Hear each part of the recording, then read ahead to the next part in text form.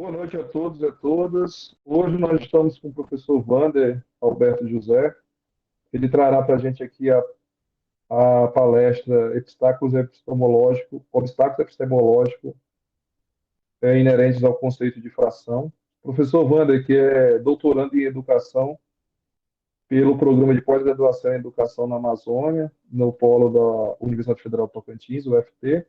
Também é mestre em educação pelo programa de pós-graduação em também na Universidade Federal do Tocantins. É professor da Rede Estadual de Ensino do Estado do Tocantins, estadual do Tocantins, a Unitins. Tem desenvolvido pesquisas com foco nos obstáculos epistemológicos do conceito de fração por parte de alunos e professores. Professor Wander, seja bem-vindo. É toda sua aí a tela. Boa noite, quero dizer que é uma satisfação, estar aqui com vocês e vamos compartilhar aí um pouco do que nós vimos pesquisando aí nos últimos tempos, tá? Então, como a Ademir falou, meu nome é Wander, né? Eu sou professor, meu orientador é o Dr. Idemar, eu sou aluno de doutorado aqui na UFT, no Tocantins, e participo dessa rede Educanorte, que é um doutorado em educação na Amazônia. Então, eu agradeço ao Ademir pelo convite, estendo o convite a toda a equipe. E é sempre bom conversar com colegas professores que já estão aí atuando, outros que já estão buscando a formação. E eu acredito que nós crescemos na coletividade. Então, é sempre bom podermos conversar. Dando sequência aqui já na nossa proposta, então, o nosso encontro ele tem como temática os obstáculos epistemológicos inerentes ao conceito de fração. Esse é o título, da nossa pesquisa realizada no mestrado em educação, é o título da dissertação.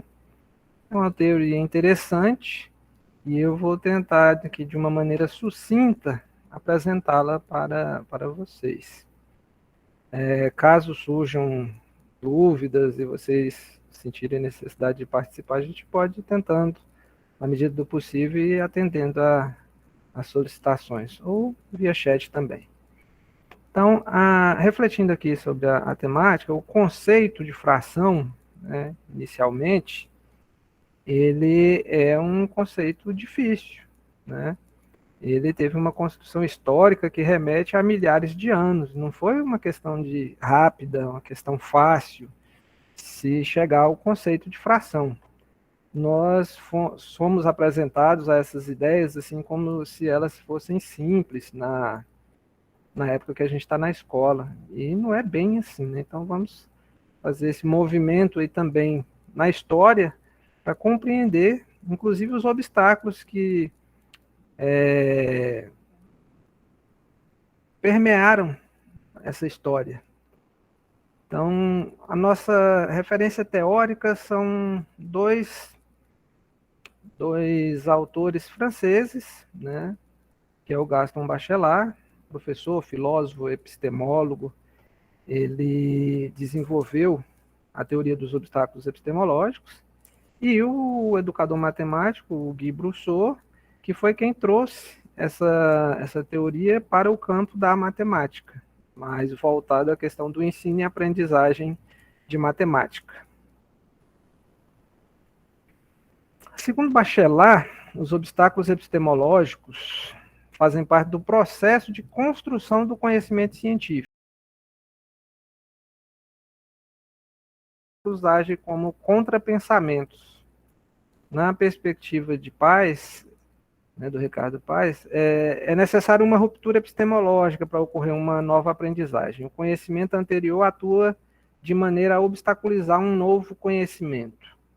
Mas isso é bastante teoria, né? Vamos tentar falar isso de uma outra forma. Então, uma maneira de entendermos os obstáculos epistemológicos seria essa, né? São conhecimentos que o indivíduo possui e que, de certo modo, obstaculiza ele a acessar um novo conhecimento. Em certos casos, os obstáculos epistemológicos podem ser confundidos com o que nós comumente chamamos de erros ou dificuldades. E no decorrer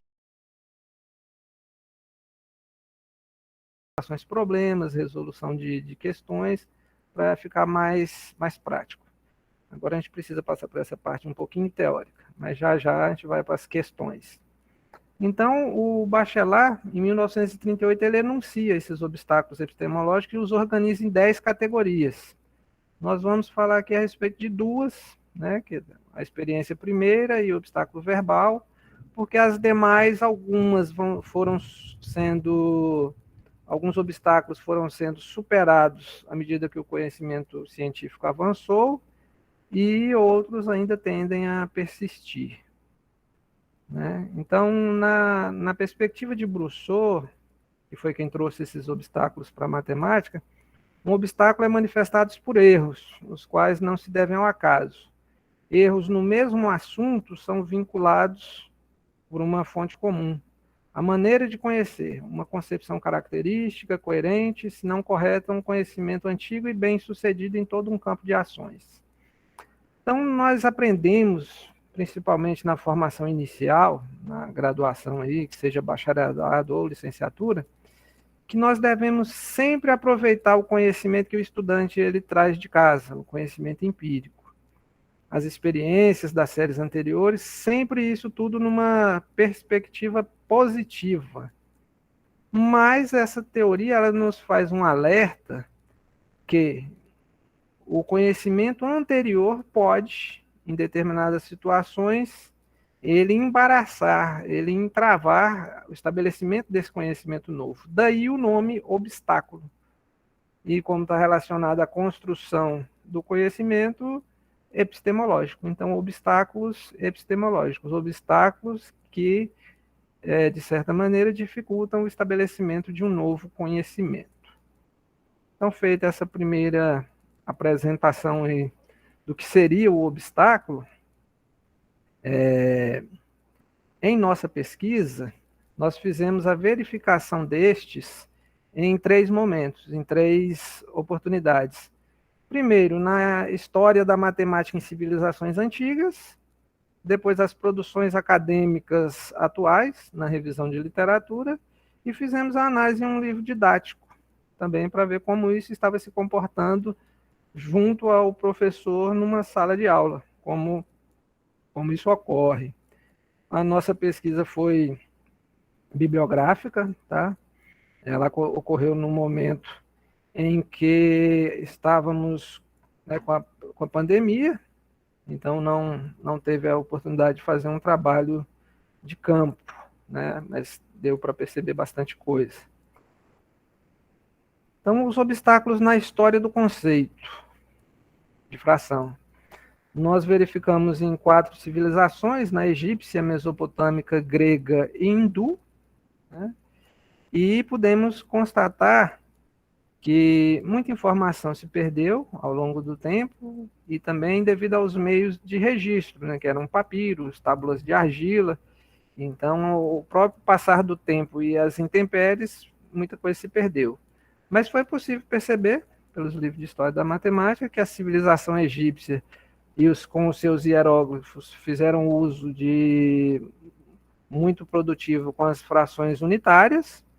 Os mesopotâmicos trabalharam fração também, mas eles utilizavam um sistema de base sexagesimal, e tinha um poderoso sistema de matemática para a época. Os gregos tentaram trabalhar a fração, mas eles usavam um sistema de numeração alfabético, e isso limitou e dificultou, né, esse trabalho com frações. Os hindus já tinham uma representação muito próxima do que nós utilizamos hoje em dia, só que não tinha a barra, né, aquela barra horizontal. Ela foi inserida posteriormente pelos árabes. Então, o que a gente percebe, né? A fração, diferentemente de como aparece em muitos livros didáticos, ela não teve uma origem necessariamente egípcia. Ela ocorreu em várias civilizações antigas. Então, concomitantemente, né, simultaneamente em várias partes do mundo, existia a necessidade do uso de fração, e o conceito foi sendo construído em diferentes povos, em diferentes civilizações. E aqui nessa pesquisa, nós, por uma questão até de tempo, nos limitamos a essas 4 civilizações. Mas a civilização chinesa e outras tem vários não, existem alguns registros desse histórico, dessa construção histórica do conceito de fração em diferentes civilizações. Então, nessa pegada aqui, nessa busca pelo histórico da construção do conceito de fração, nós encontramos um trabalho muito referenciado, que é o trabalho de Maria Silva. Ela fez uma dissertação no ano de 97, em que ela identificou obstáculos também nessa questão histórica. E ela fez um apanhado, e eu vou trazer aqui algumas ideias do que está na dissertação dela. Né? Ela elencou que nessa construção, um dos primeiros obstáculos foi a representação simbólica, e coincide com o que nós buscamos na história, porque cada civilização buscou desenvolver uma representação própria, né? A partir do seu conhecimento dos números, a partir da sua escrita, dos seus símbolos e dos seus recursos. Então, vejam a dificuldade, né? Estava sendo criado um sistema de escrita, uma linguagem, e nada é como hoje, que a gente pega o livro e está pronto. Então, isso aí levou milênios. Teve que desenvolver a escrita, desenvolver os números, desenvolver tudo isso para poder começar a ter uma representação. Existiu por muito tempo a negação da necessidade das quantidades fracionárias. Por quê? Porque como o que se tinha conhecimento eram números naturais e inteiros, o processo de registro, o processo que se tinha era trabalhado nessa perspectiva, com esse tipo de número. E o que se tinha mais uso era medição e contagem. Era para isso que os números eram utilizados. E o processo de medição ele ficava confuso, né, ao procurar maneiras de atender simultaneamente partes inteiras e partes fracionárias. Então, durante muitos séculos, houve essa negação da necessidade das quantidades fracionárias. Em função disso, existia a dificuldade em aceitar as frações como número, porque número era natural, era alguma coisa inteira. Quando você tentava representar uma parte, não era aceito como número, porque os conceitos estavam estabelecidos. Então, houve muita resistência, houve muita dificuldade nessa construção desse conceito de fração. E, dentro de tudo que nós pesquisamos, o maior obstáculo.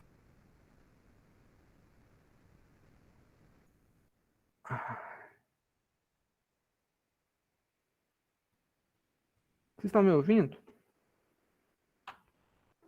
Sim. Ah, tá, né? Porque aqui está um temporal, a luz apagou, voltou, agora tornou a voltar. Ah, tá. Seguindo aqui. Então, o conhecimento dos naturais foi o maior obstáculo. Por quê? Porque tudo que as pessoas faziam, né, em função do conjunto dos naturais, ele não funcionava muito bem para a questão dos números fracionários.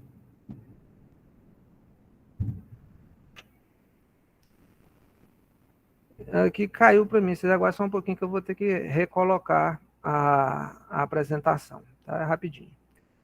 Foi a questão da energia. Como diz o Ademir, os percalços da tecnologia. É a tecnologia. Né? Não, mas aqui está sendo a chuva, está desabando. O céu está desabando aqui, porque o áudio, como está com o. Como é que chama aqui? O headset, aí está disfarçando um pouco, mas o negócio aqui tá tremendo. Ok. É a água para aguar a soja lá aí perto, né?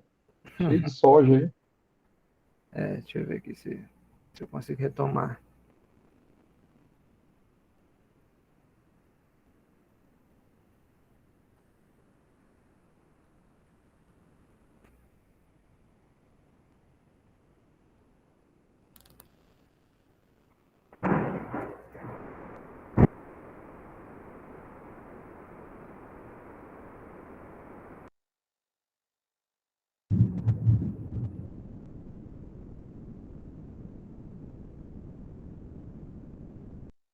Você trovoada?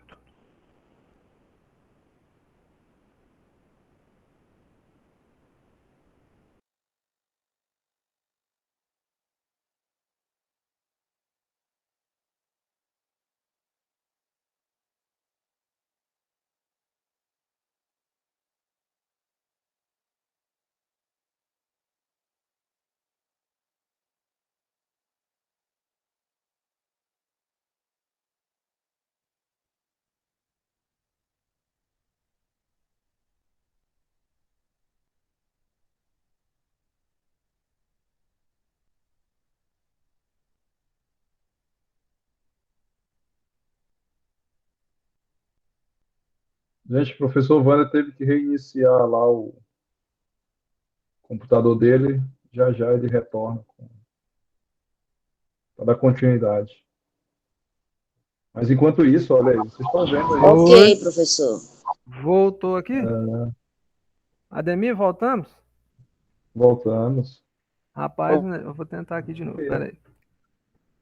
Só que algumas Problema lâmpadas de aqui já não ensinar e retornaram. aprender. Deixa O eu problema de ensinar e compartilhar. aprender fração não é de hoje, né? Não. Deixa eu voltar. Fico imaginando quando ela não era universal, a temática não era universalizada, né? Que cada civilização tinha o seu modelo e o comerciante que ficava transitando e cada um era como se estivesse fazendo câmbio em moeda, né? Em dinheiro. Cada um lugar tinha que usar um sistema numérico diferente. Então, eu parei no E aí? conhecimento dos naturais, né? Eu ia Então, apresentar alguma coisa, observar a e- fração. então, nesse conhecimento aí, dificultou, né? Porque todo mundo queria utilizar o que ele já conhecia. Então, isso foi complicado. E uma outra questão que acontece é o modelo de referência, em que se apresenta, né? Tudo era resolvido em termos de quantidades contínuas, e aí havia um choque com a questão de quantidades discretas. Isso eu vou explorar mais na hora que estiver observando os exercícios. Então, olha só, vamos observar aqui a fração mais comum, a mais simples que se apresenta, que é um meio, né? Geralmente é até a que o pessoal utiliza mais quando vai iniciar a discussão de frações, trabalha-se com um meio. E aí nós vamos tentar compreender algumas coisas que acontecem quando o estudante não consegue identificar a fração. Ele simplesmente olha e fala, mas ele não compreendeu. Aí o professor fica muitas vezes apreensivo com essa situação. E quando o estudante ele não consegue identificar a fração, nós geralmente, né, interpretamos isso como sendo falta de conhecimento, erro ou dificuldade. Só que pode existir uma outra situação, e aí entra a questão do obstáculo, né, do obstáculo epistemológico. Então, nesse tipo de situação, em que nós normalmente, depois de explicar uma vez, duas e tal, aquele estudante que não conseguiu compreender, nós entendemos e muitas vezes pensamos que é falta de conhecimento. Mas pode ser exatamente o contrário. Pode ser em função do conhecimento que ele tem, né? A questão de que o que ele já possui está dificultando essa nova interação com esse conhecimento novo. E esse obstáculo epistemológico ele faz parte do processo de construção do conhecimento. A Sônia Guilherme ainda coloca, não tem como escapar dessa situação. E aí você pergunta para o aluno, mas o que você não entendeu? O aluno não consegue dizer o porquê que ele não entendeu, porque é um obstáculo, faz parte desse processo que ele ainda está construindo, que é para tentar compreender.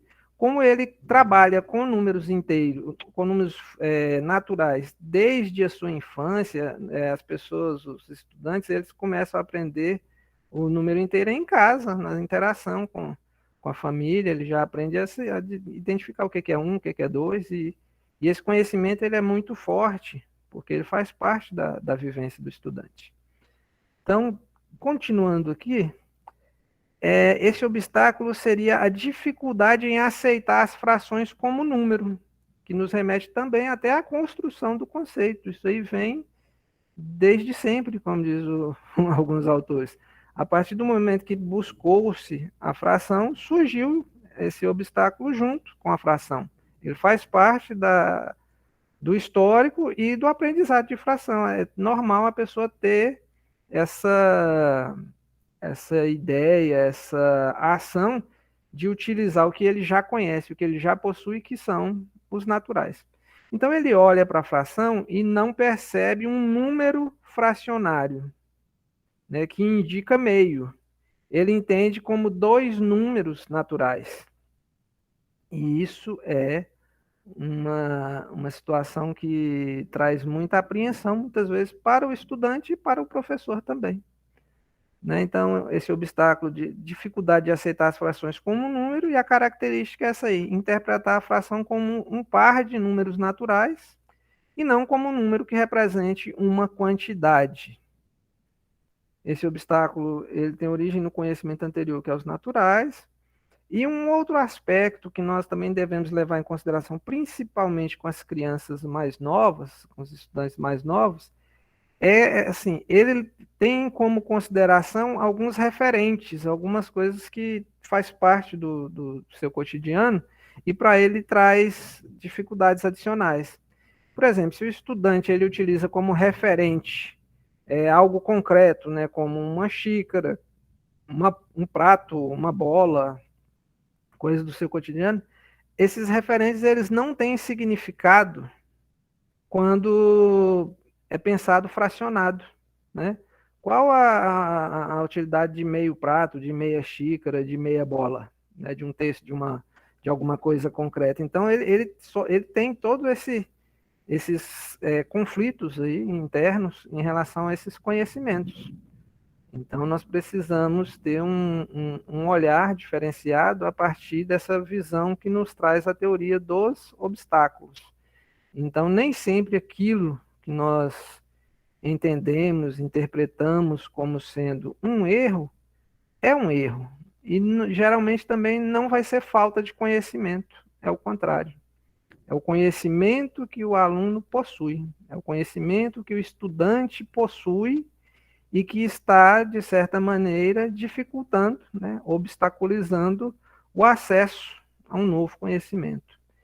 E enquanto a criança, né, enquanto o estudante, ele não consegue compreender que a fração, né, esse número fracionário, ele é formado, né, por dois números naturais, as coisas não evoluem, porque você tenta trabalhar com ele as operações, né, as outras maneiras de, como a Mara colocou no encontro passado, outras representações, mas a ideia principal, que é ele compreender o conceito e entender o que é o número fracionário, enquanto essa parte não estiver ok, as demais ficam comprometidas.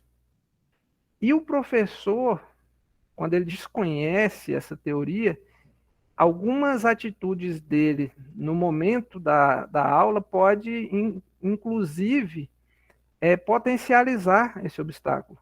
Porque tem momentos, só um pouquinho, tem momentos em que o docente ele fala o número de cima da fração e o número de baixo. Quando ele utiliza esse tipo de comunicação, ele reforça o obstáculo no estudante, porque ele tem que se referir sempre ao número fracionário, até o estudante conseguir perceber o número fracionário. E aí, se ele remete ao número de cima da fração e ao número de baixo da fração, ele potencializa. Então, é uma questão assim muito diferente do que a gente está acostumado. Eu não estou colocando nada aqui em tom de crítica, pessoal. Eu vim conhecer a teoria já depois de 20 anos atuando como professor. Então, é uma questão de compartilhar mesmo. E, inclusive, eu já cometi vários equívocos em sala de aula, tá? Então, a questão assim, é uma forma diferente da gente pensar, da gente agir, é uma reflexão muito profunda mesmo. Ademir, pode falar? A título de curiosidade também, porque se você falou aí em relação que o aluno ele enxerga ele visualiza, ele representa essa fração como dois números distintos, né? Dois números separados. Dois mundos naturais. Isso. Mas como que funciona isso? Tem pesquisas que revelam isso? Como é que funciona essa visualização do aluno? Como é que ele visualiza, de certa forma, como é que ele efetua um cálculo com fração, sendo que são dois números separados? Como é que ele faz isso? Poderia Não, explorar um pouquinho sobre isso? quando ele vai trabalhar as operações, Ademir, também é possível perceber porque ele resolve a operação muitas vezes utilizando a ideia do número natural. Então você coloca um meio mais um terço. Ele quer somar os dois numeradores e depois somar os dois denominadores, porque é assim que ele opera com números naturais. Ele tenta transportar todo o conhecimento que ele possui e funciona com números naturais para os números fracionários. Por quê? Porque ele tem segurança em operar com números naturais. E a origem disso aí tem a ver também com a natureza desses números. O número natural, a natureza dele é uma natureza fácil. Por quê? Porque você não precisa fazer uma interpretação do número natural, você faz uma associação. Então, o número natural geralmente ele é utilizado para processo de medição e de contagem. Então, existe uma relativa uma interpretação muito rápida, muito fácil. Então, ele olha e já identifica o número.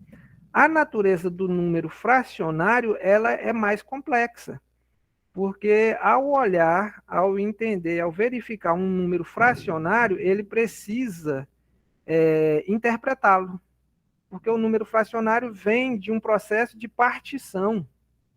Então, a natureza do número fracionário ela é mais complexa. Então, só isso aí já é uma situação em que ele se torna mais difícil de ser acessado em relação ao número inteiro ou número natural. O número inteiro natural ele se apresenta pronto, não precisa fazer uma interpretação, entendeu?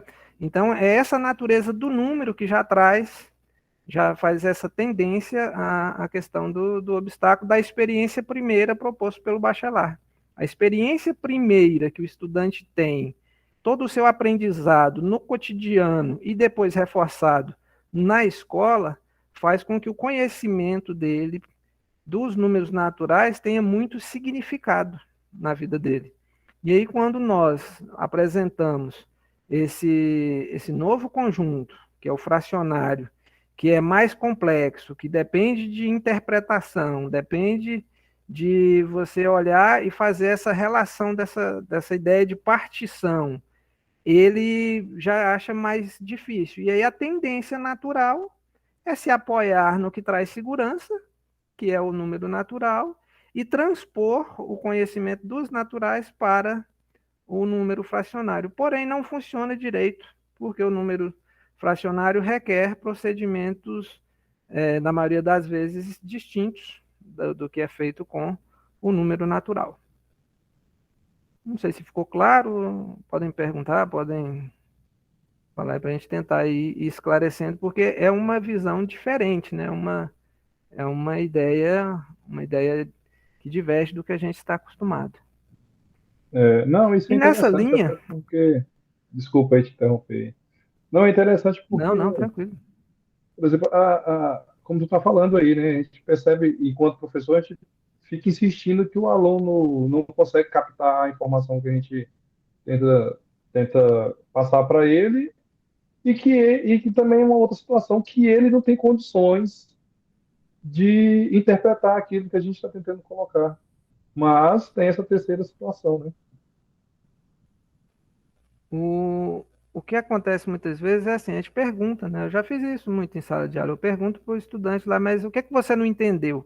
Mas quando nós estamos diante de uma situação que se trata desses tipos de obstáculos ao conhecimento, o estudante ele não consegue formular uma resposta para o professor. Ele também não sabe porque não entendeu. E isso é complexo. Então, quando ocorre esse tipo de situação e o professor tem esse conhecimento desse tipo de teoria que trata desses obstáculos, fica mais fácil para que o professor consiga ajudar o aluno a superar esse obstáculo, porque aí ele já tem até ele já fica antenado, né? Porque esse tipo de situação ela se repete praticamente em todas as turmas. Naquele ponto, naquele conteúdo, a coisa dá uma embaraçada. E muitas vezes é o obstáculo porque ele faz parte do processo de construção do conhecimento. Quer o professor tenha conhecimento dessa teoria ou não, o obstáculo ele vai surgir em determinados momentos. Temos aí uma colega que levantou a mão, pode falar? Keliana,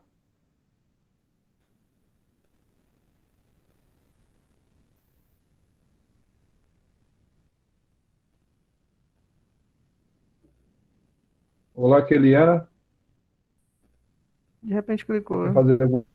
sem querer, vamos continuar então. Depois qualquer coisa pode perguntar. Tem uma outra situação, Ademir, que ocorre e que algumas vezes também contribui para esse tipo de situação, é o fator tempo, né? Muitas vezes o professor ele designa ali um tempo para determinado conteúdo e quando chega em determinado momento ele muda de conteúdo. Porém, esses obstáculos eles não desaparecem, eles permanecem com o estudante pela vida dele. Eu já vi muitos estudantes aqui no ensino superior que ele tem esses obstáculos com relação às frações, já no ensino superior. Quando nós vamos fazer operações lá em estatística, cálculo, resolver situações, problemas que envolvem frações, a gente vê manifestar esses obstáculos porque eles também trouxeram isso lá do fundamental. Passa pelo fundamental, passa pelo médio e chega no superior e em determinadas situações continua com esses obstáculos indefinidamente. Uma coisa que nós fazemos e muitas vezes até nos engana é nós percebemos que o estudante ele consegue realizar algumas operações, principalmente as que envolvem dinheiro, né? Ou exemplos que algum professor já tenha utilizado, e a partir desse diagnóstico nós damos por satisfeitos e damos sequência com o conteúdo, né? Com o que está previsto ali para aquela disciplina. Só que o dinheiro, ele existe no mundo físico. Então, a criança, o estudante, ele pega no dinheiro, ele conhece, ele tem interesse em operar com o dinheiro e acaba compreendendo como funciona essa dinâmica com o dinheiro. Só que quando nós vamos falar dos conceitos matemáticos, aí reside um dos problemas que é a abstração, né? Que existe na questão da ideia de número. Então, toda vez que nós vimos, né, adentramos a questão matemática mais especificamente, aí surgem também esses obstáculos. A tendência é que as pessoas tenham mais facilidade com questões que envolvam dinheiro. Wander, Diga. para não perder o raciocínio aqui, eu tenho notado, por exemplo, com essa novo formato da educação matemática, do ensino matemático, que exige uma contextualização do problema, né, do contexto, é que, por exemplo, quando não se trata do registro de representação na língua natural, como se lê a fração um terço e escreve ela um terço? Está escrito no texto um terço. Porém, se eu mudar ah, para a terça parte, o aluno já cria um problema aí. Eu tenho notado muito isso, tá vendo? Ele se acostumou com meio, um terço, um quinto, mas quando você fala assim, a quinta parte de tal coisa, ele já não sabe o que é. E assim também é a questão, né? Na teoria do Bachelard, ele traz a questão do obstáculo verbal, sabe? Então, a maneira como nós nos comunicamos, se a gente utilizar sempre a mesma expressão, ele leva o aluno a associar aquilo como sendo certo. E aí, quando aparece uma expressão diferente, isso muitas vezes ele não consegue operar. Um exemplo claro são as questões que trazem a expressão a mais. João tem tantas figurinhas a mais que Pedro. Essa palavra a mais, o mais, nós passamos anos batendo junto ao aluno que quando tem mais é adição. Então ele internaliza isso. Para ele apareceu mais, a palavra mais é adição.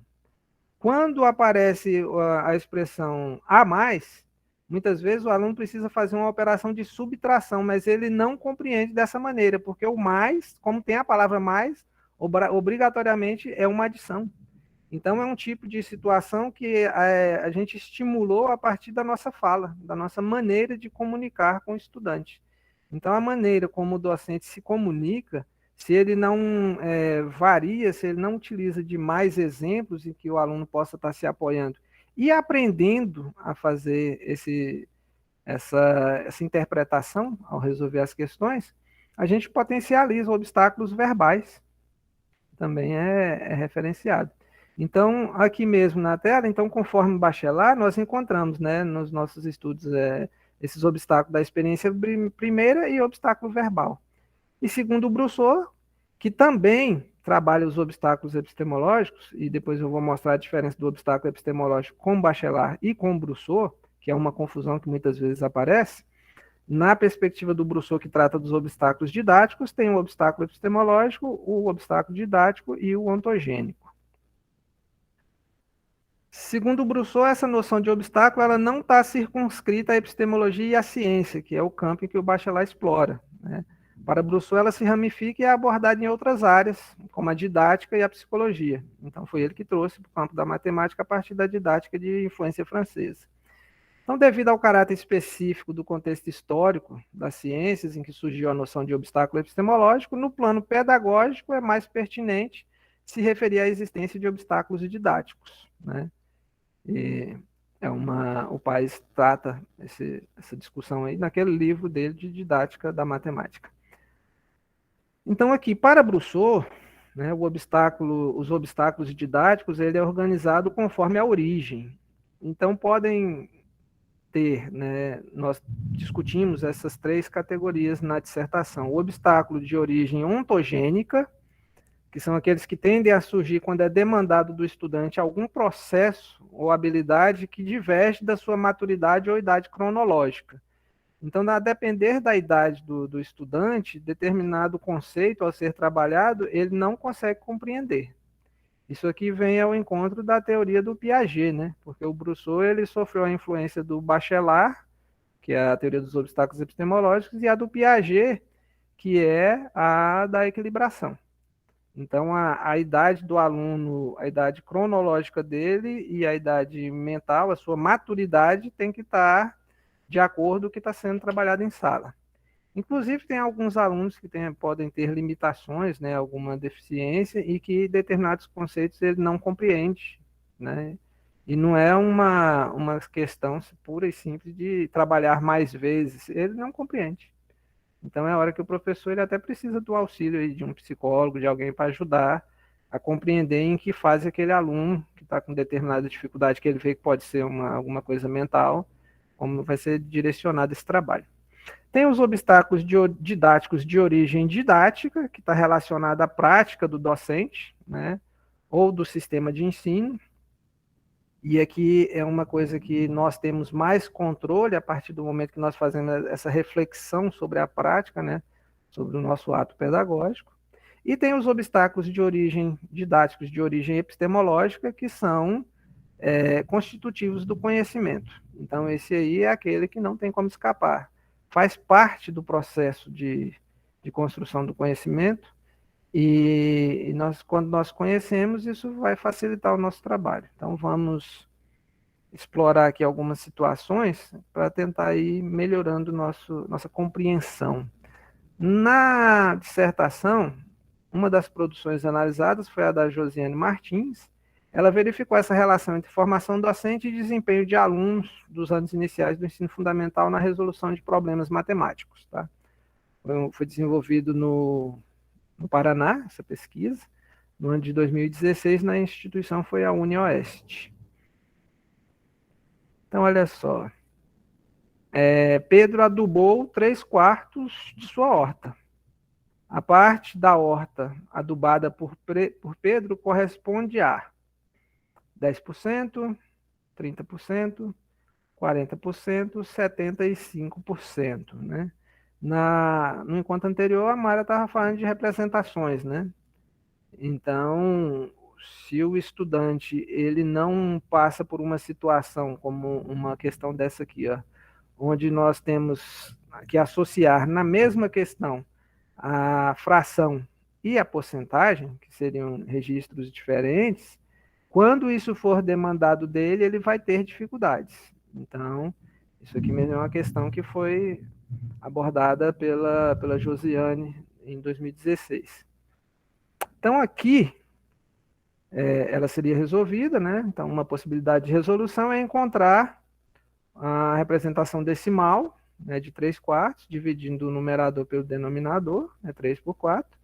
O resultado é 0,75, que pode ser representado por 75 sobre 100 ou 75%, dentre outras possibilidades de resolução. Aqui podemos ter o obstáculo epistemológico, que é a dificuldade de aceitar a fração como número. Podemos ter obstáculo didático de origem didática, se o material que foi trabalhado com o estudante não fizer, né, e o professor não explorar essa variedade na representação aqui desses registros. Sempre pode haver o obstáculo didático de origem ontogênica, que vai estar relacionado à capacidade do aluno, né, de compreender esses conceitos.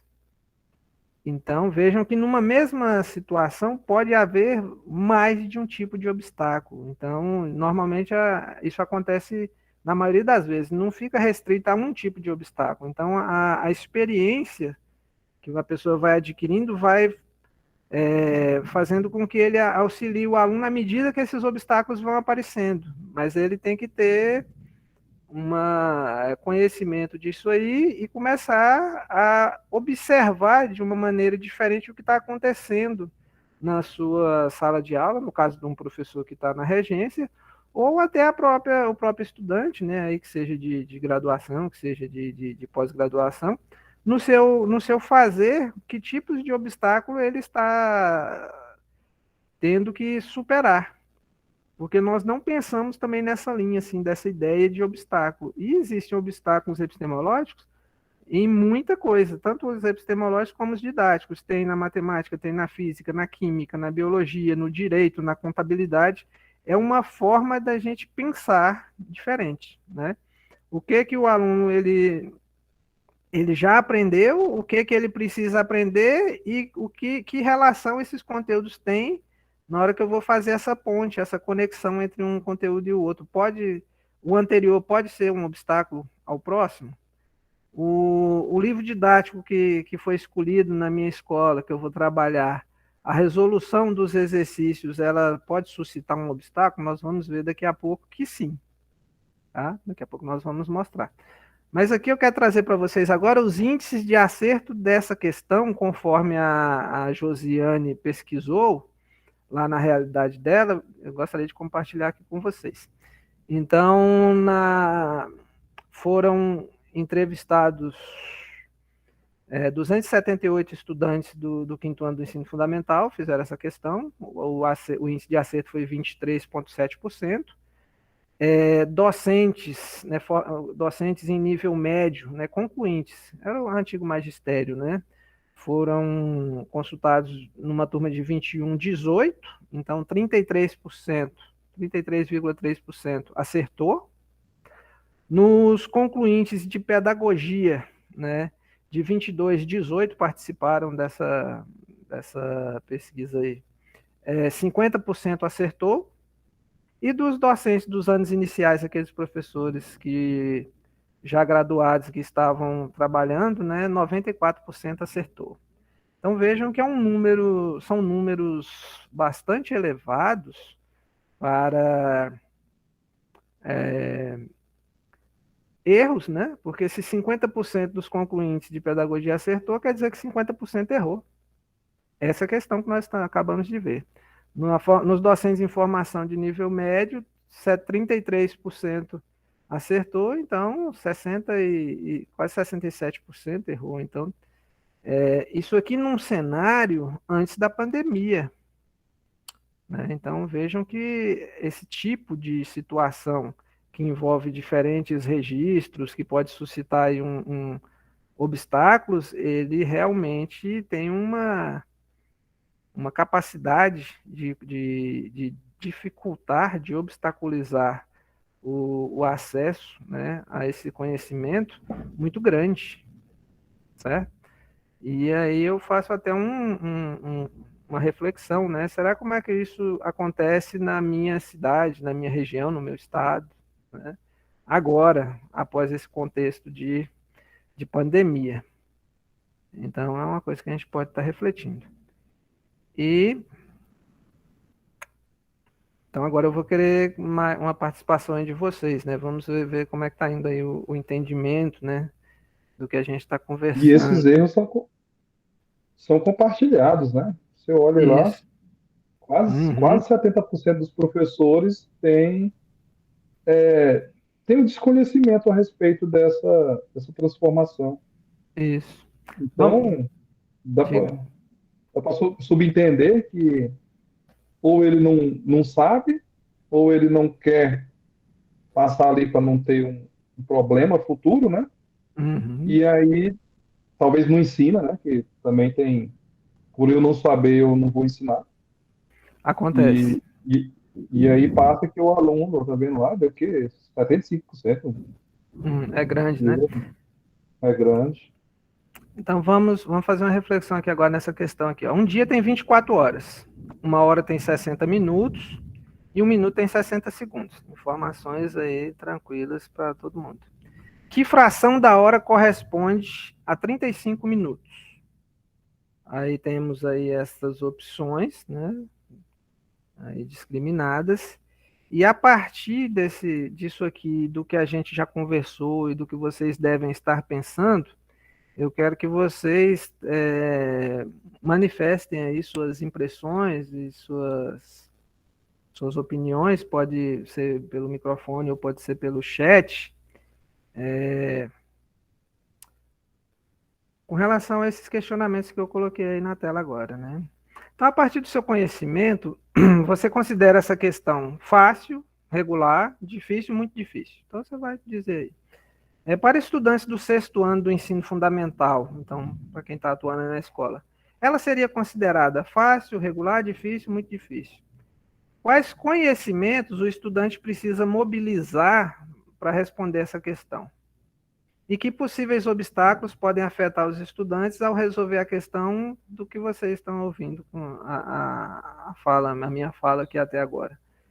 Então, eu gostaria de ouvi-los até para a gente começar a interagir aí um pouco. Quem quiser falar no microfone, fique à vontade. Quem quiser participar contribuindo aí no chat também vai ser bem-vindo.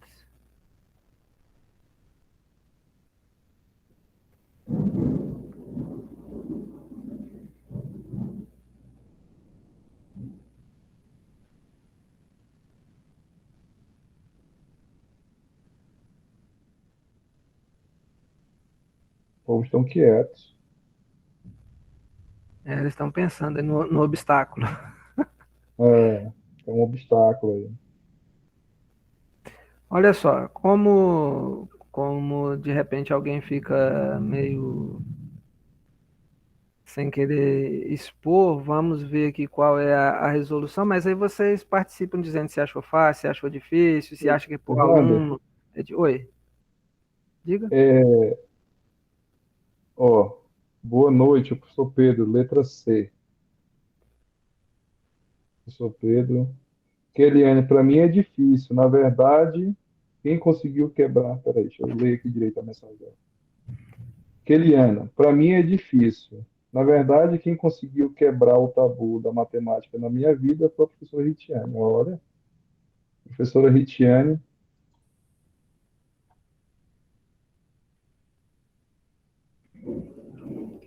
Gente, eu não sei se eu fui. Ainda bem, deixa eu só repor aqui minha fala. Eu não sei se eu fui claro na hora que eu falei, mas assim, eu não estou colocando assim para que vocês digam qual que está certo ou errado, não. É só para você dizer se você acha que ela é fácil, ela acha que é difícil, que tipo de conhecimento o aluno vai precisar ter, vai precisar mobilizar para responder a questão. Ah, né, se surge aí algum obstáculo ou não, a partir do que a gente conversou, é só essas interações aqui, não precisa ficar preocupado em responder se está certo ou errado, não. Aqui o objetivo não é esse, não. Evander, para o Sim. aluno de sexto ano, minha visão, né? Para o aluno Uhum. de sexto ano, eu vejo essa questão com muitas informações, principalmente informações que ele não vai utilizar, e aí você vê a situação, né? Ele está no sexto ano porque ele acabou de sair de um ciclo dos anos onde não teve, ou teve pouca ênfase nessa abordagem, e ele não está acostumado eu vejo assim, ele não está acostumado a trabalhar com muitas informações ao mesmo tempo. Então, tem muitas informações nesse problema que ele não vai utilizar. E assim, Ademir, tem uma questão que ela é discutida, mas ela acaba não sendo muito. Algumas pessoas falam, mas a gente não vê muito mudanças significativas, que é a questão das avaliações de larga escala, né?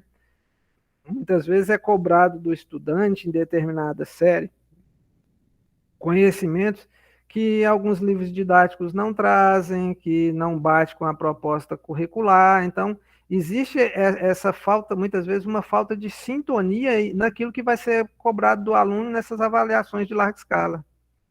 Inclusive, essa questão ela foi utilizada, né? A ideia dela ela foi construída para esse tipo de avaliação. Então, muitas vezes é demandado do aluno questões que a escola ainda não trabalhou. E aí surge também essas dificuldades. Então, a questão ela verifica, né, as possibilidades de que o estudante estabeleça relações entre frações do inteiro, né, e reconheça essas representações escritas. Assim, além de reconhecer a fração como parte do inteiro, é necessário que o discente também reconheça frações equivalentes, já que na alternativa correta a fração é apresentada na forma irredutível, né? Houve aqui algumas contribuições, então para o Pedro, né, para muitos ela é difícil porque tem muita informação. Existe algumas pessoas que discutem avaliação de larga escala, que é essas avaliações de Prova Brasil, avaliações de PISA, essas questões, que é até eles colocam informações para verificar se o aluno consegue selecionar as informações que ele precisa dentro da questão. Então, tem pessoas que defendem e tem pessoas que contestam. Então, é um ponto também que não há muito consenso. O Wellington, ele disse que acha essa questão mediana, e o aluno precisa ter pelo menos o conhecimento básico sobre frações, que geralmente a maioria dos alunos do Fundamental e Médio não possuem. A Benedita informou que ela considera que a questão é regular para os estudantes do sexto ano, mas cada turma possui suas características e, de repente, eles podem ter dificuldade. Ok. Então, ao perguntar que fração da hora corresponde a 35 minutos, espera-se que o aluno relacione a hora, 60 minutos, com o todo, e os 35 minutos com a parte, representando 35 por 60. Ainda com a compreensão de frações equivalentes, espera-se que ele reconheça a fração 35/60 em sua forma irredutível, que é 7/12, que corresponde à alternativa B. Então, essa seria a questão da resolução. Então, as frações, elas geralmente são ensinadas no sentido parte todo. E é muito evidenciada a questão dos desenhos, nos quais se divide o todo em partes iguais e colore as partes indicadas.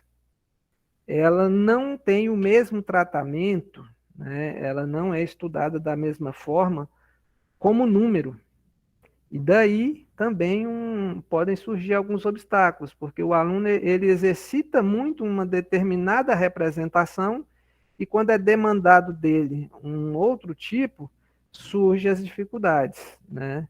Inclusive com relação à localização na reta numérica, né? A questão da linguagem utilizada pelo professor ao conceituar a fração também pode impelir aí essa questão de obstáculos, só relembrando, a questão de expressar, né, o número de cima ou o número de baixo. E essa é uma situação recorrente entre nós professores. Aqui na fração você tem que observar, o número de cima representa isso, o número de baixo representa aquilo, que seja numerador e denominador. Só que aí nós acabamos o quê? Nós acabamos sempre reforçando no estudante o obstáculo que ele já pode ter, que é a questão de olhar para a fração e ver dois números naturais ao invés de um número fracionário. E ao falar número de cima e número de baixo, você está reforçando isso. Nós reforçamos isso, né? Então nós temos que estar muito atento à nossa maneira de se comunicar. Isso é muito importante. Temos a questão do número natural, ele se apresentar pronto, e o fracionário depender da interpretação, a questão do processo de partição. E temos aqui também uma situação que ela não chega a ser um obstáculo epistemológico, mas pode ser didático, né? Nós valorizamos muito os grupamentos, né? Os agrupamentos de unidade, dezena e centena. E essas outras situações de agrupamento vão ficando meio de lado. Então, aqui o aluno ele tem que compreender a questão de um agrupamento de 60. Né? Uma hora tem 60 minutos, um minuto tem 60 segundos. Então, a ideia de puxar sempre para unidade, dezena e centena pode também contribuir com esse tipo de problemática na hora de se trabalhar esse tipo de questão, certo? E essa questão também foi aplicada pela Josiane, lá com o pessoal na pesquisa dela, lá no Paraná. E eu tenho aqui agora na sequência os índices de acerto para essa questão. Então lá eles ainda puxaram um pouco mais, né? Que foi trabalhado com um estudante de 5º ano, não foi nem o 6º. 10% acertaram essa questão, os concluintes, né, no curso de formação de docentes de nível médio, 27% acertou essa questão. Os concluintes de pedagogia, do curso de pedagogia, 22% acertou a questão. E os docentes dos anos iniciais, que são os professores que estavam atuando, né, foi um universo de 79 participantes que foi entrevistado, né, que participou, 52,9% acertou essa questão. Então, lá no universo da pesquisa, onde foi aplicada essas questões, entra até um pouco para lá, a coisa não foi regular, não, foi difícil mesmo. E em vários casos foi muito difícil. Né? Porque até os professores que estavam atuando, eles tiveram um índice de acerto baixo, né? 52%. Então, 47% dos professores erraram essa questão aqui. Então, vejam que a fração, ela requer todo um cuidado, todo um estudo e uma dedicação por parte nossa para que nós consigamos fazer com que o nosso estudante ele compreenda e ele tenha sucesso nesse estudo. E não é fácil, viu, gente? Quando nós vamos trabalhar, que aparecem as dificuldades lá, é bastante complexo. Diga, Ademir. Você citou a avaliação, né? Avaliação externa. Aí eu estou lembrando aqui que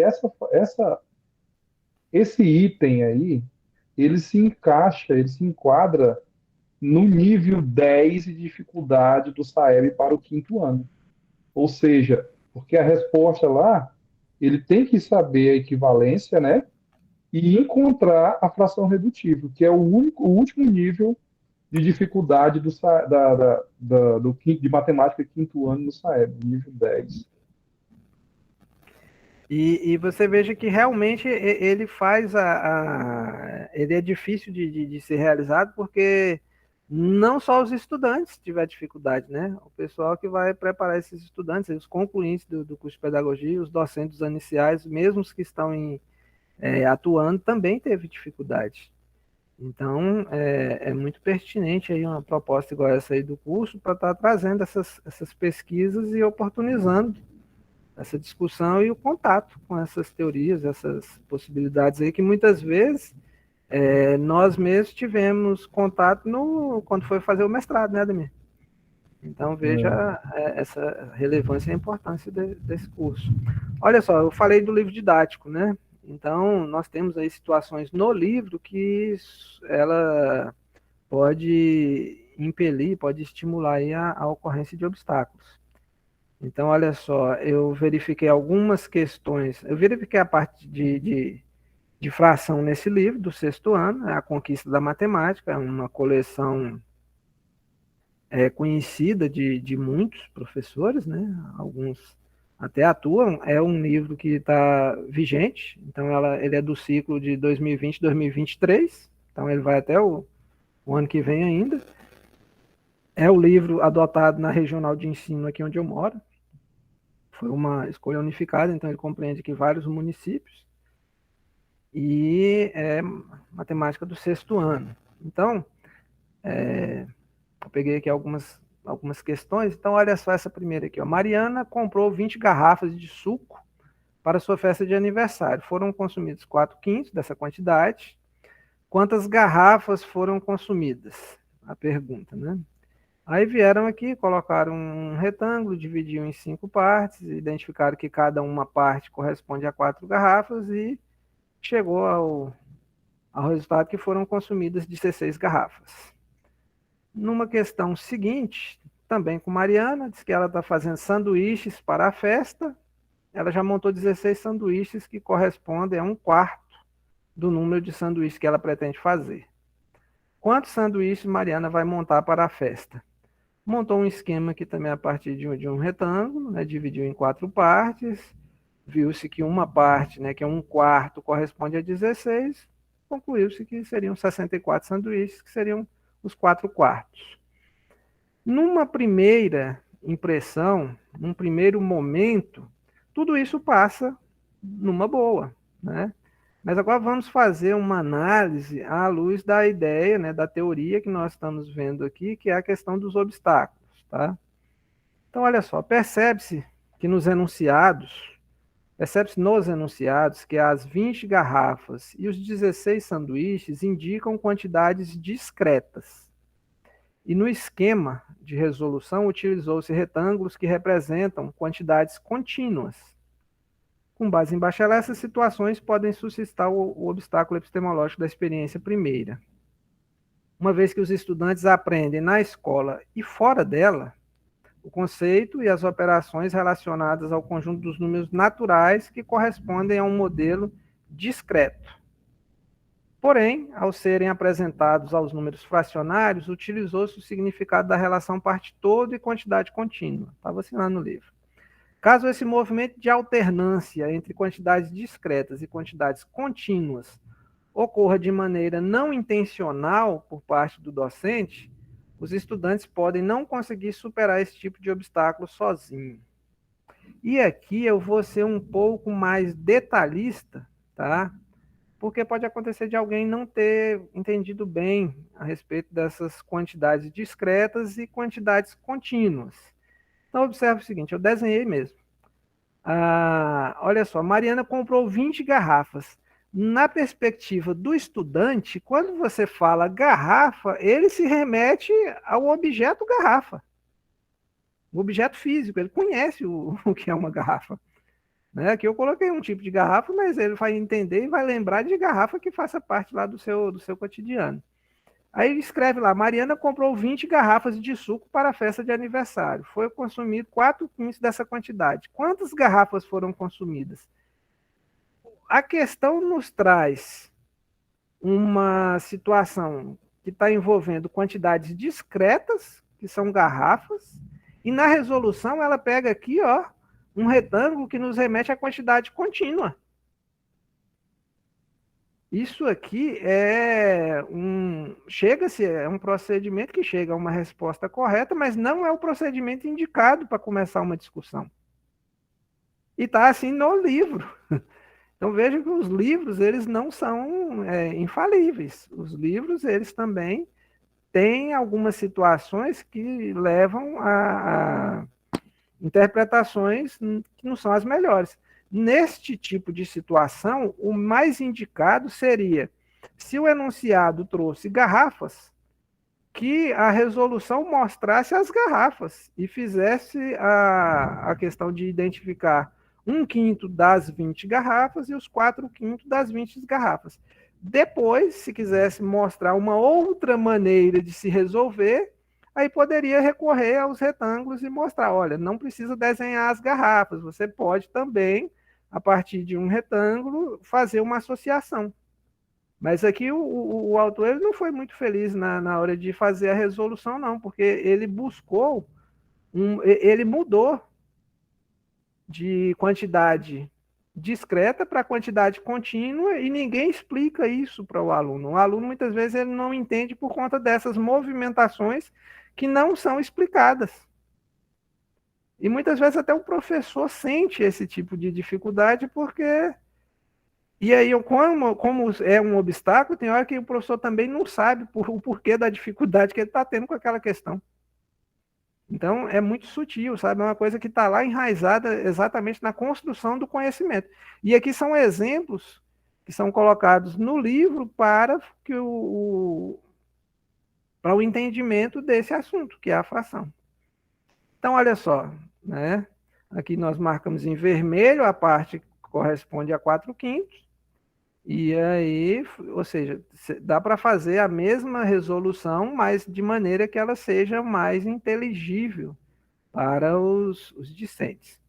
Então, se a questão, quando o professor vai selecionar exercícios para trabalhar com os estudantes, se a questão ela fala no enunciado em quantidades discretas, o ideal é que a resolução seja feita com quantidades discretas.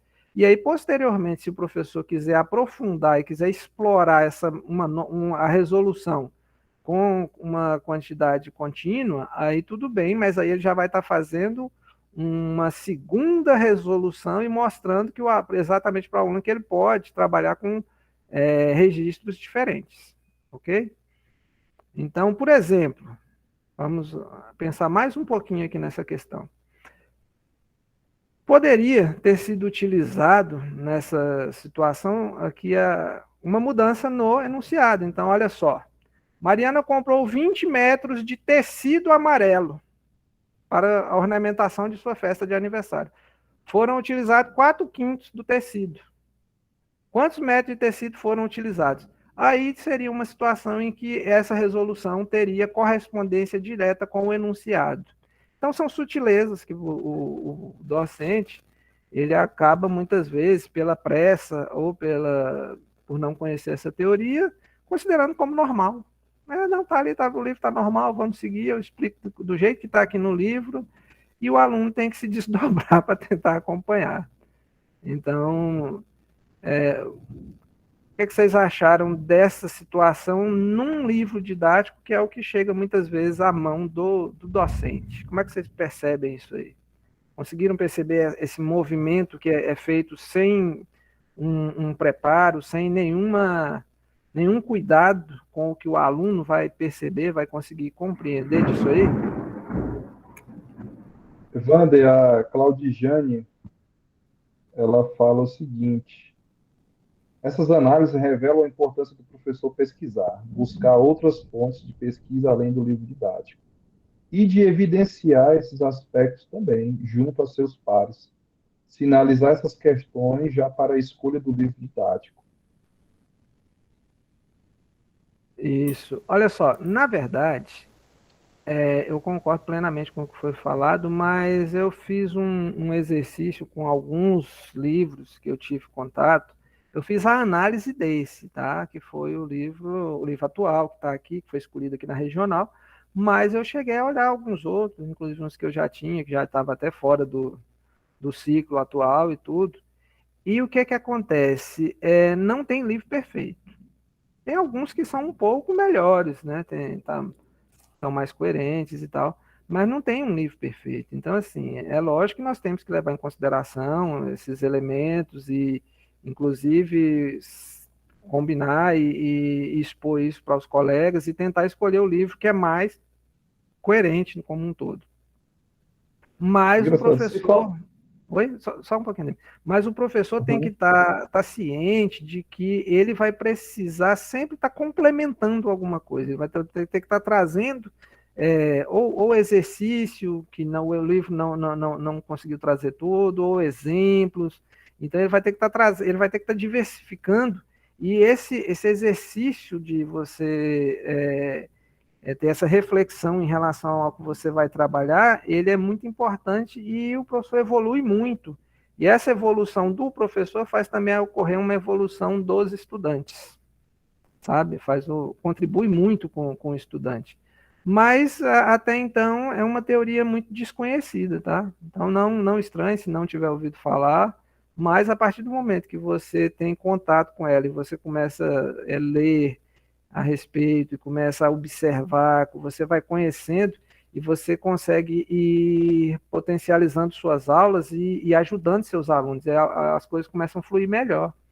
Leva um tempo, né? É diferente, dá um pouquinho de trabalho no início, mas normalmente os resultados são promissores. Diga, Ademir.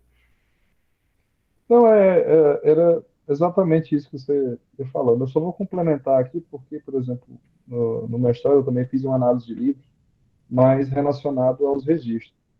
O que eu percebi, e eu acredito que sirva também para as demais teorias que a gente vem estudando, né? Seja a dos obstáculos, seja a, a dos campos conceituais, seja do resíduo, enfim, que há uma certa evolução no material didático que vem sendo construído.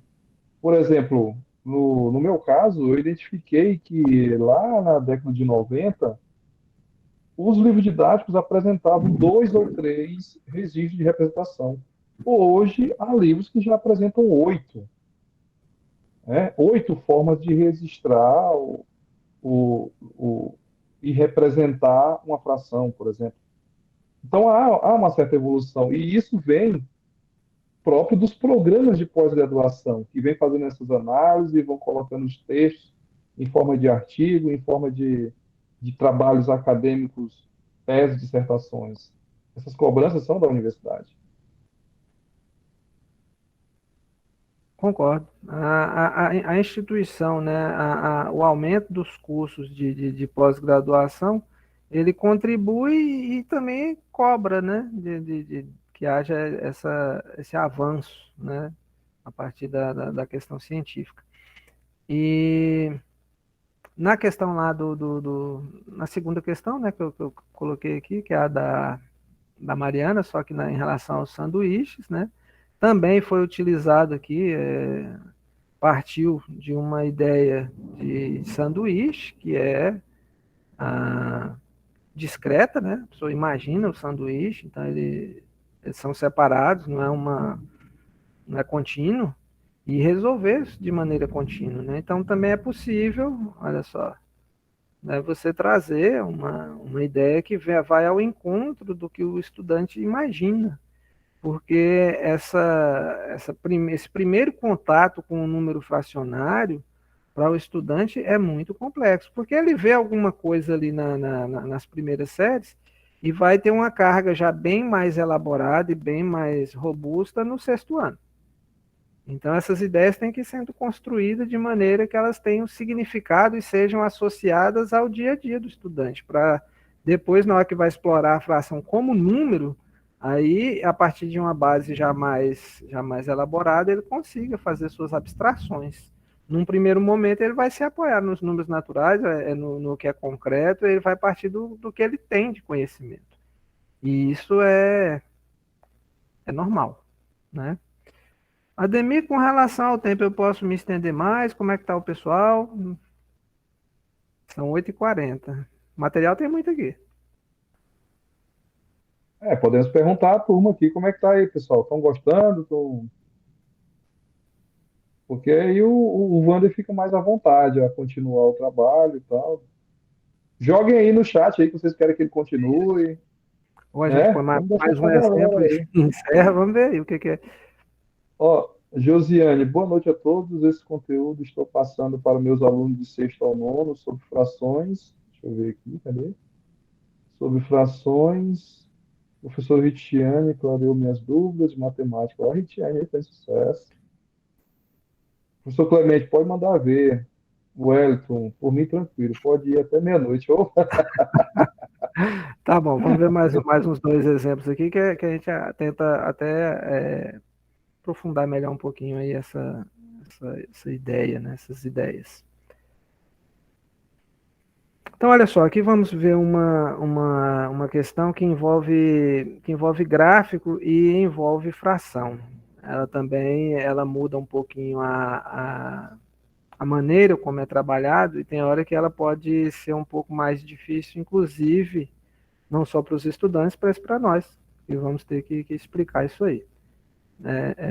E da maneira como o Ademir colocou, né? Então, alguns livros eles estão trazendo aí, registros diferentes e muitas vezes a experiência que o professor possui, ela está relacionada a determinados tipos de registro, determinadas maneiras. E um dos registros que é cobrado, mas que muitas vezes não foi oportunizado ao docente, é a questão dos gráficos.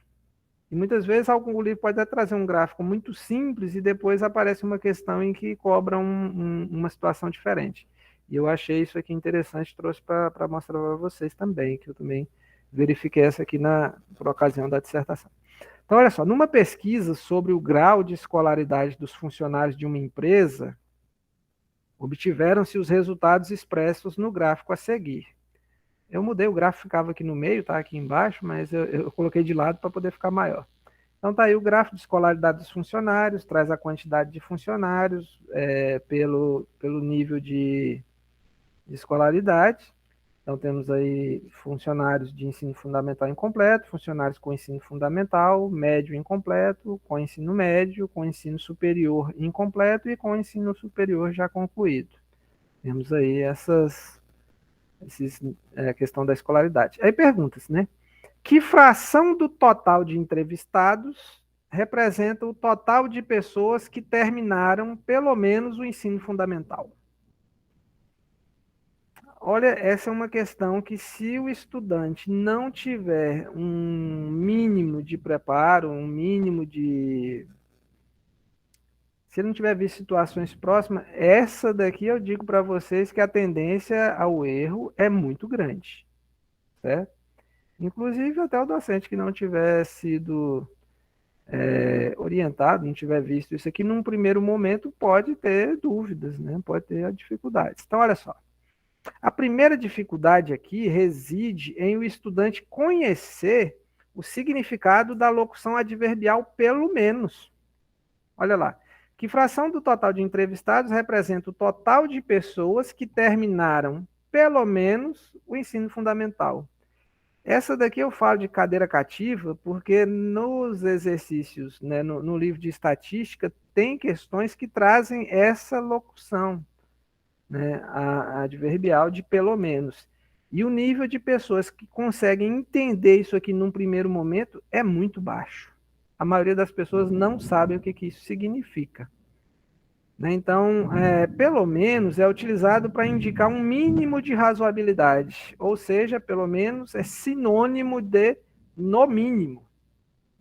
Então, a pergunta ali é: que fração do total de entrevistados representa o total de pessoas que terminaram, no mínimo, o ensino fundamental?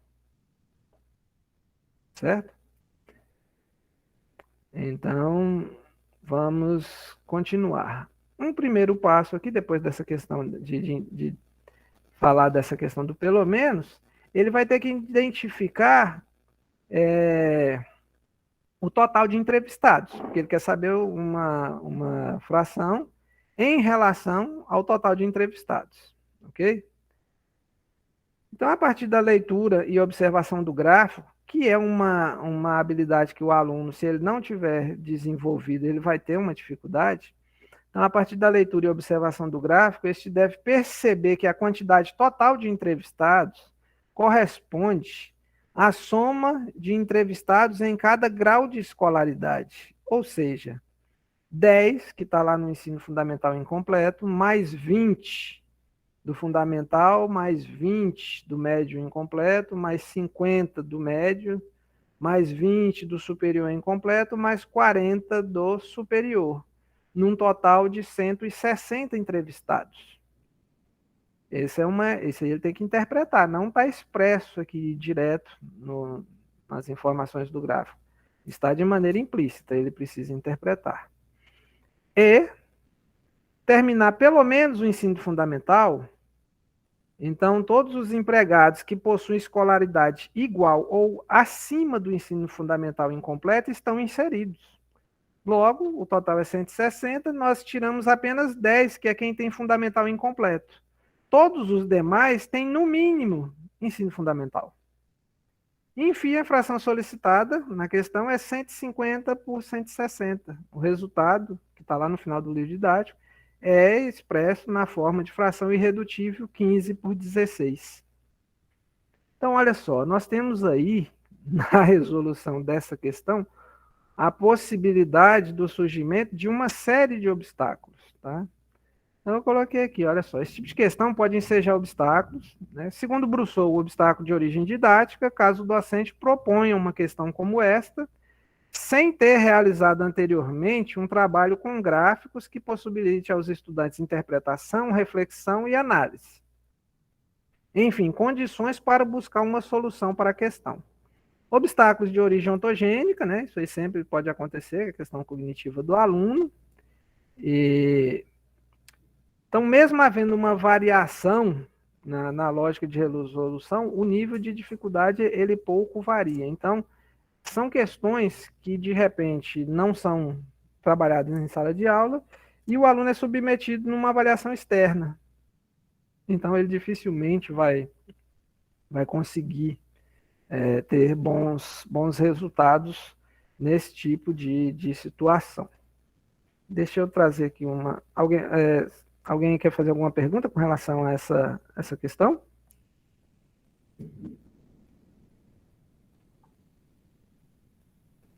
Então, a Claudijane, ela observou a fonte que foi dado em referência ao gráfico, dados fictícios. Boa noite, licença, eu só queria trazer um pequeno comentário, né? Primeiramente, né, me chama a atenção mesmo da fonte de dados fictícios, né? Quando a gente tem assim no discurso, né, aquele discurso do livro, que vem falando, né, sobre a aprendizagem significativa, a contextualização de situações, né, e como é que o aluno ele vai, como é que ele traz essa representação, né, além de né, de todo esse contexto aí, de tudo que ele precisa, né, mobilizar e todos esses conflitos, né, a gente vê que de forma semelhante, né, àquela situação, não sei se posso dizer assim, né, uma vaga contribuição, né, para o aluno, né. Ele traz nesse sentido, né, de contextualização, né, de aprendizagem significativa, né, o que seria a contextualização, né, seriam dados fictícios, né, quando a gente defende, assim, acho que na resenha do livro, eu já tive acesso a esse livro, né, já dei uma analisada e ele defende, né, aquele discurso de contextualização, né, com dados reais, de aplicabilidade do mundo real do aluno. Então, aí, mais uma vez, né, se revelar a importância, né, do professor, ele estudar, pesquisar, discutir, né, trocar ideias, né, trocar propostas de ensino, né, e não ficar, assim, restrito ao livro didático, né, que a gente sabe, né, que o livro didático, ele ainda é muito utilizado, né, embora tenha tecnologias, embora tenha outros instrumentos, né, mas o livro didático, ele é bastante utilizado por professor e por alunos, né. Inclusive, nesse contexto pandêmico, né, muitos alunos que não tiveram acesso à internet, né, tiveram um livro, que é muito importante, que tem um grande investimento. Então, também é importante discutir, né, e mostrar, né, trazer, elucidar esses aspectos, né, para que se haja, né, um aprimoramento, digamos assim, né, para que se haja avanços, né, nessa questão, né, como a Ademir já tinha comentado. acerca das representações, né? Que agora, atualmente, a gente já vê mais algumas, e antes não eram tantas. Então, é importante, muito importante discutir, né, sobre o livro didático também. Eu sempre acho muito importante essas discussões, né, acerca desse instrumento. Mas só foi isso que me chamou a atenção, e aí eu comecei a refletir um pouquinho sobre isso, sobre essa questão da contextualização, né, e da aprendizagem que a gente quer construir, né, com os alunos.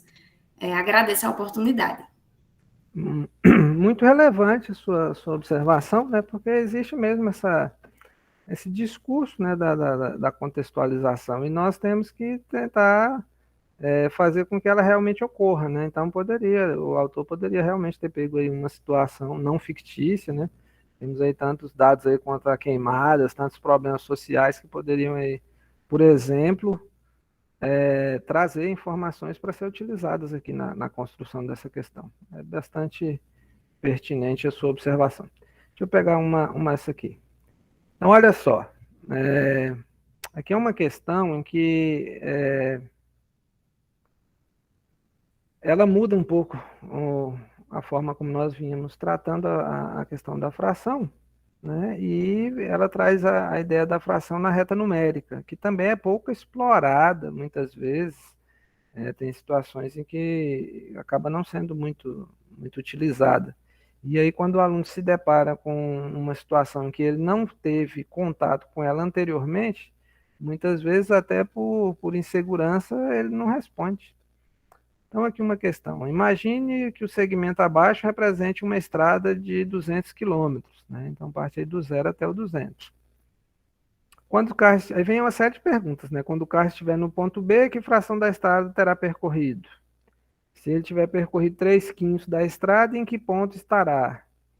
Quando o carro estiver no ponto D, que fração do percurso ele terá feito? Então, o aluno ele tem que vir ver quantas partes aqui o inteiro, né, que corresponderia aos 200 quilômetros, em quantas partes ele foi dividido, tem que ter bem claro a questão lá do que seria o numerador e o denominador da fração. E aí, depois vim fazer o entendimento, as respostas a partir do que está sendo demandado aqui nas alternativas. A autora, ela indicou o seguinte: os alunos não dão significado a frações que representam parte de um todo contínuo representado como um segmento de reta. Pode ser que a predominância de frações como parte de um todo de superfície em livros didáticos de sala de aula se constitua como origem didática desse obstáculo. Então, vem a contribuir, né, vem a complementar a fala da Rosemary no encontro anterior. Essa questão da diversidade, né, dessas várias representações de registros, elas têm que ser exploradas o máximo possível. O Ademir informou aí agora que na análise que ele fez, houve um avanço, né? Partiu-se em uma época anterior de 3 tipos de representações e hoje tem 8 representações num livro. E aí nós temos um ponto-chave, né? Uma questão interessante aí. Mas será que essas 8 representações que o livro traz, o professor chega a trabalhar? Ou ele trabalha mais aquelas que ele tem segurança ao referenciar? Então, aquilo que nós não conhecemos, nós temos que começar a fazer um pouco mais de leitura, um pouco mais de coisa, para a gente conseguir acessar e conseguir ajudar o estudante. Porque sempre que o professor evolui, ele puxa os seus alunos na mesma proporção em que ele vai aumentando seu conhecimento. E aí, novamente, a tônica aqui do encontro tem esse condão de tentar auxiliar nessa perspectiva. Eu vou adiantar aqui para essa questão, essa aqui eu quero que vocês observem e digam o que vocês estão vendo aí, olha só. Indique as frações correspondentes. Então, a professora lá na sua sala de aula pegou e colocou essa questão aí para os alunos resolverem. Observem ela aí e só pensem qual que seria o resultado, não precisa manifestar não. Aparentemente tranquila, né? Sem muito chamamento. ela traz as figuras que normalmente são utilizadas em muitos livros e nós acabamos, por vezes, repetindo, né, esse tipo de situação. E aí, o aluno vai lá e responde, né? Indica as frações correspondentes, o aluno respondeu, né? 2/8, 1/3. Beleza. Está respondida a questão. Porém, a professora estava pensando diferente, né? Na ideia da professora, a resposta era essa. Né? E aí a pergunta é, né? O estudante, a resposta do estudante, ela está certa ou está errada? O que vocês acham aí nessa situação, né? A partir dessa questão que a professora indicou para o estudante, ele respondeu, ela estava com uma outra perspectiva e não bateu a resposta do estudante com a da professora. Vocês acham que a resposta do estudante está certa ou está errada?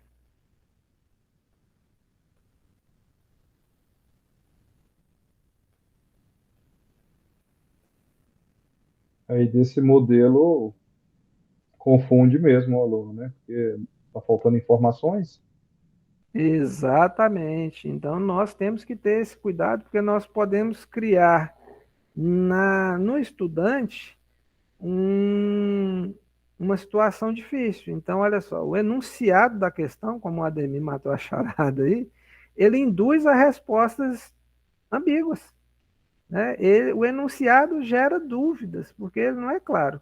A resposta do estudante está certa, né? Mesmo que a professora tenha inicialmente pensado alguma coisa diferente, porque não está claro, dependendo da maneira como você observar, você vai responder. Né? Então, as questões que nós levamos para os estudantes, elas têm que ser o mais claras possíveis. Então, quando você vai, né, selecionar exercícios para trabalhar com seus estudantes, a gente tem que ter esse cuidado, mas porque tem hora que o estudante ele dá uma resposta que, se você for olhar pela perspectiva que ele adotou, ele está certo. O Wellington colocou aqui, né, respostas certas em perspectivas diferentes. E nós temos que tentar, professor e estudante, ter uma perspectiva única, sempre que possível. Porque o aluno, quando ele coloca lá, que ele entendeu, ele se esforçou, e ele coloca que está errado, muitas vezes ele também vai desestimulando. Então, é muito importante. Né? Eu trouxe até nessa linha aqui, que isso não chega a ser é mais uma questão didática do que um obstáculo em si. Porque, na verdade, aqui, se for algum tipo de obstáculo, ele seria didático de origem didática, porque ele está relacionado às escolhas que o docente fez. E isso nos remete a uma outra situação que eu acho que vocês se depararam com ela aí nas redes. Né? Alguns podem ter visto, inclusive colocado como meme isso aí, não foi? Pinte a metade dos doces. Aí o estudante vai lá e pinta. O comando da questão foi atendido, né? E aí, ou seja, novamente é uma falha no comando da questão. Né? O que eu aposto? Diga. Aquelas pérolas, né? Encontre um X na equação. Tá aqui o X, ó. O X está aqui. Bom, pessoal, então, como nós já chegamos aqui às 9 horas, eu não vou me alongar muito. A ideia principal aqui da proposta era trazer para vocês o que são, né, os obstáculos epistemológicos, essa teoria do Gaston Bachelard. Ele trabalha mais na perspectiva da ciência. O Brousseau trouxe essa discussão para o ensino e aprendizagem da matemática, certo? E é uma teoria, não é nova. O Bachelard enunciou esses obstáculos em 1938, no livro dele, A Formação do Espírito Científico. Mas, apesar dela ter mais de 80 anos, ela ainda não é muito difundida. O Brousseau tomou essa teoria e mais a do Piaget e formulou os didáticos, mas nos cursos de formação inicial e em muitos de formação continuada, ela não é vista. Eu tenho feito algumas discussões, algumas conversas, né, palestras e cursos, e onde ela é apresentada, geralmente ela é novidade. Ela é mais conhecida pelo pessoal que está na pós-graduação, nos cursos de mestrado e doutorado. Então, eu espero ter contribuído, né, de certa maneira, aí com essa noção inicial, e quem sabe numa outra oportunidade a gente pode tá voltando e conversando mais um pouco, vamos ver aí, né, dentro do possível, mas eu felicito todos por estarem buscando mais conhecimento. Acredito que esse é o caminho para a gente estar conseguindo ajudar nossos estudantes e também a superar os nossos próprios obstáculos, uma vez que nós também não fomos preparados nessa linha. Então, é uma coisa nova, eu ainda estou aprendendo, eu ainda estou buscando, e na medida do possível era essa a nossa proposta para o encontro de hoje. E estou aberto a perguntas aí, a mais questionamentos que caso alguém tenha e que não foi atendido até o momento.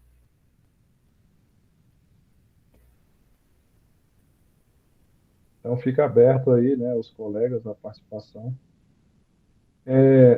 Quando o pessoal for levantando a mão aí, eu vou fazer os agradecimentos aqui aos colegas que participaram, o Adilson Ferreira, Dijane Galindo, Elivânia Miranda, Iraneide Bezerra, Josiane Silva, Keliane Teixeira, Pedro Clemente, Valder Almeida e o Wellington Farias, que participaram aí do início ao fim do nosso bate-papo aqui.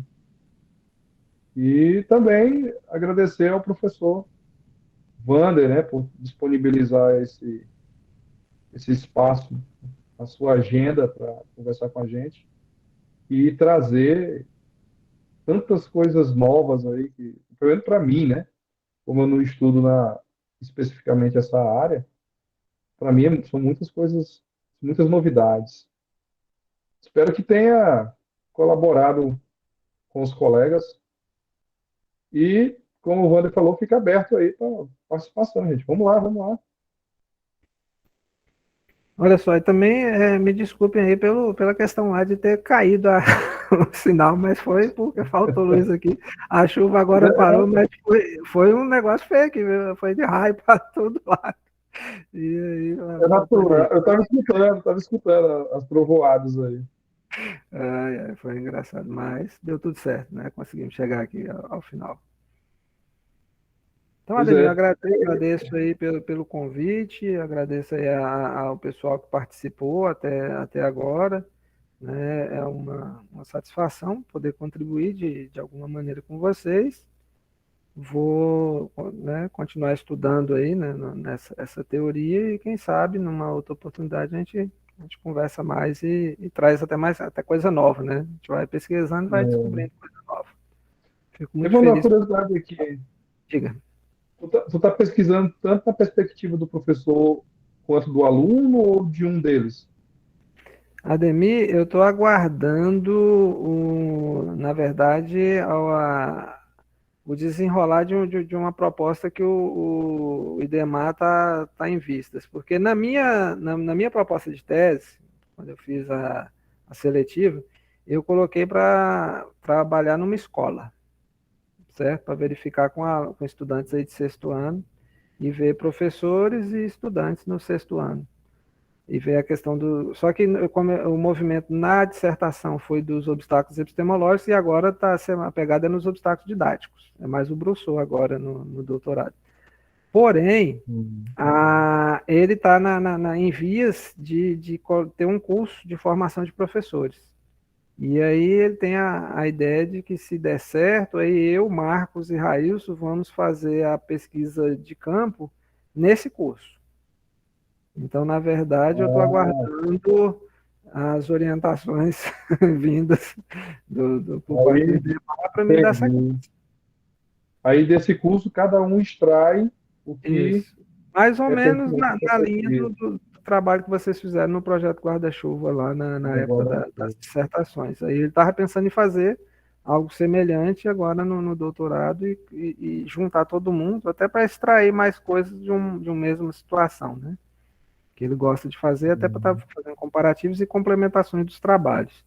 Mas está dependendo agora de resposta dessas propostas e tal, e está encaminhando. Teve essa questão, né, do retorno da pandemia e estamos num momento político, né? Então as secretarias acabam envolvendo com isso e a coisa está assim meio em suspense e está aguardando as definições. É. É nessa linha. Mas a proposta inicial era essa, né? São os obstáculos didáticos, com um movimento assim, parte do Bachelard vai para o Brousseau e ainda tem a teoria do Chevalar com a transposição didática, que é para entender esse movimento que sai da filosofia lá com o Bachelard, que é o obstáculo epistemológico mais na perspectiva epistemológica, filosófica da ciência, e a questão do conhecimento, da construção, né, a questão do ensino da matemática que o Brousseau trabalha, e identificar essa transposição que ocorre na parte mais científica para a parte do que acontece em sala de aula e fazer essa reflexão aí. É uma proposta interessante, estamos aguardando aí o orientador para os próximos passos. Legal, legal. Wander, só algumas mensagens aqui, né? Gostei muito. Professor Pedro, Keliane, excelente explanação. Iraneide, muito boa essa aula, pena que está caindo direto à internet. Lá também está com probleminha de internet, lá onde a Iraneide está. Claudiane, momento muito construtivo. Wander, momento muito riquíssimo. Elivane, muito bom. E é isso. Então, Wander, muito obrigado. Obrigado aí pelo tempo disponibilizado para a gente bater esse papo aqui com os colegas. E vai com fé que vamos chegar lá, você chega lá. Essa ok, tese aí então, é um novo desafio. Aí, professores. Foi muito É um novo gratificante. desafio. Opa, ok. Iraneide, boa noite. Boa noite, professora. Obrigada, viu? Foi muito boa essa aula e só que toda hora cai na internet, mas eu aprendi muito, foi muito gratificante para mim. Muito obrigada. Ok. Bom, pessoal, então eu agradeço novamente, agradeço a todos pela participação, agradeço ao Ademir pelo convite, aos demais participantes aí que estão na organização do evento e tenham todos aí um bom trabalho, uma boa continuação aí da semana e que Deus nos ilumine e todo mundo tenha felicidade aí nos seus afazeres e estudos, tá? Então vou me despedindo aqui. Diga, Ademir. Muito obrigado. Evander, antes de finalizar aqui, eu só vou deixar aqui o convite para a galera, que no dia 6 do próximo mês, o professor Tiago Berigo Lopes estará trazendo para a gente aqui. O professor Tiago, que é professor do Instituto Federal do Mato Grosso, doutor, pós-doutor, né, que está terminando também o pós-doc dele, estará trazendo campos conceituais e fração, que é um pouquinho do assunto que o Wander até colocou aqui no bate-papo. Tem algumas ideias em relação, né? Quando você vai analisar ali algumas coisas. No dia As 20... As teorias se complementam, né, Ademir? As teorias elas se complementam. É verdade. No dia 20/10, a professora Stephanie Caroline, lá do Pernambuco, doutoranda, juntamente comigo no programa de pós-graduação em ensino de ciência e matemática, estará trazendo fração e etnomatemática. Ou seja, trazendo uma contextualização em relação aos povos tradicionais. Claro que ela vai trazer mais voltada à realidade dela lá no Pernambuco, tá? Ela é pernambucana. E o professor Railson, também professor do Tocantins, na Universidade Federal do Tocantins, parceiro do Wander no doutorado. O dele é o REAMEC ou é o... Ele não é PPGERA. PGEDA. Ah, PPGERA também, do Programa Pós-Educação e Educação na Amazônia. Trará para a gente aqui, ó, congruência semântica no ensino de fração. E, por último, dia 17 do 11, professor José Evandro Barros trará, professor que é doutorando também, lá, ele é paraibano, acho que é paraibano, mas ele é doutorando lá no programa de pós-graduação em Ensino de Ciência e Matemática da Universidade Federal Rural do Pernambuco. E ele trará a ideia aí de utilização de jogos digitais para ensinar fração, tá? Interessante. Ele que pesquisa nessa área. Ou seja, nós temos aí mais quatro atividades aí, com espaço de quinzenal, né? E aqueles que se inscreveram lá, eu vou enviar direto no e-mail. A partir de terça-feira já vou enviar o link, terça ou quarta-feira que vem, vou enviar o link já com essa nova programação, tá? Ou seja, mantenha inscrito e vamos participar e compartilhar um pouco dessas experiências aí. Certinho. Então tá, gente. Eu vou desligar aqui o gravador.